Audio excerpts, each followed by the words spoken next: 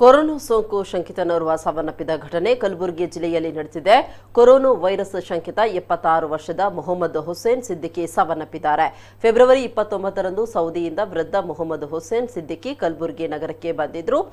March 5ರಂದು Siddiqui ಅವರಿಗೆ ಜ್ವರ ಮತ್ತು ಕೆಮ್ಮು ಕಾಣಿಸಿಕೊಂಡ ಹಿನ್ನೆಲೆಯಲ್ಲಿ ನಗರದ ಜಿಮ್ಸ್ ಆಸ್ಪತ್ರೆಗೆ ದಾಖಲಿಸಿದ್ರು. ನಂತರ ಕೊರೋನಾ ಲಕ್ಷಣಗಳು ಕಂಡುಬಂದ ಹಿನ್ನೆಲೆಯಲ್ಲಿ ವಿಶೇಷ ವಾರ್ಡ್ನಲ್ಲಿರಿಸಿ ಚಿಕಿತ್ಸೆ ಕೂಡ ನೀಡಲಾಗಿತ್ತು.